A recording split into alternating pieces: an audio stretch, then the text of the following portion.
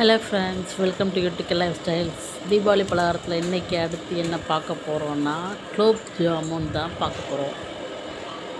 குலோப் ஜாமுன் செய்கிறதுக்கு ஒரு packet MTR gulab jamun packet வாங்கிட்டு அதில் ஒரு 3 டீஸ்பூன் நெய் ஆட் பண்ணிட்டு கொஞ்சம் கொஞ்சமாக தண்ணி தெளித்து நல்லா பிசைஞ்சுக்கணும். அழுத்தி பிசையணும், அதாவது புரோட்டாக்கு மாவு பிசைகிற மாதிரி நல்லா அழுத்தி நல்லா பிசைஞ்சிட்டு ஒரு 5 to 10 மினிட்ஸ் நல்லா ஊற விட்டுறணும். அப்படியே வச்சிடணும், மூடி போட்டு மூடி வச்சிட்டோன்னா அது நல்லா உதிச்சிடும். நல்லா சாஃப்டாக இருக்கணும், நல்லா சாஃப்டாக இந்த மாதிரி நல்லா அழுத்தி பிசையணும். பிசைஞ்சோன்னா தான் எந்தளவுக்கு அழுத்தி பிசைகிறோமோ அந்தளவுக்கு நல்லா ஜாமுன் வந்து நல்லா சாஃப்டாக வரும். நல்லா சாஃப்டாக இருக்குதுங்களா மாவு. ஸோ இப்போ உருட்டி எடுத்துக்கலாம். குட்டி குட்டி பால்ஸாக உருட்டி எடுத்துக்கிட்டு பொரித்து எடுக்கணும்.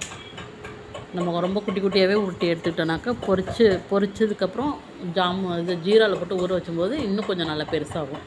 ஸோ குட்டி குட்டி பால்ஸாக உருட்டி எடுத்துக்கலாம்.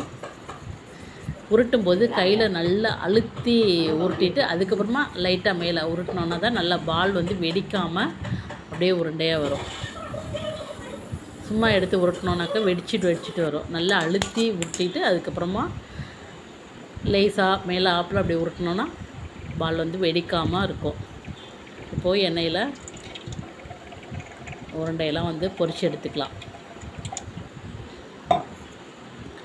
நல்லா கோல்டன் ப்ரௌன் கலராக பொரித்து எடுத்துகிட்டு இந்த பக்கம் ஜீரா வந்து வச்சாச்சு. அதை இனிமேல் வடிகட்டி எடுத்துக்கணும். நல்லா கோல்டன் ப்ரௌன் கலரில் பொரித்து எடுத்துக்கலாம்.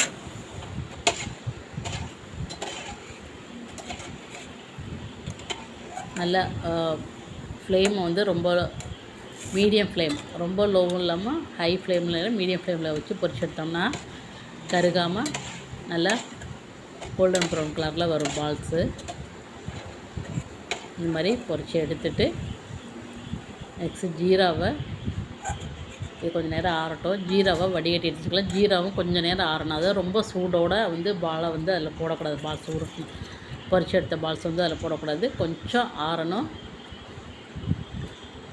இந்த மாதிரி வடிகட்டி எடுத்து வச்சுட்டு, ஏன்னா ஜீனியாக இருந்தாலும் அதில் கொஞ்சம் தூசி இருக்கும், அழுக்கு இருக்கும். ஸோ பொரிச்சு எடுத்துகிட்டு நல்லா கொஞ்சம் ஆறுனதுக்கப்புறமா பால்ஸை போட்டு ஒரு 1/4 மணி நேரம் விட்டிங்கன்னா நல்லா ஊறிடும். 1/4 மணி நேரம் 1/2 மணி நேரத்துலேயே நல்லா ஊறிடும்.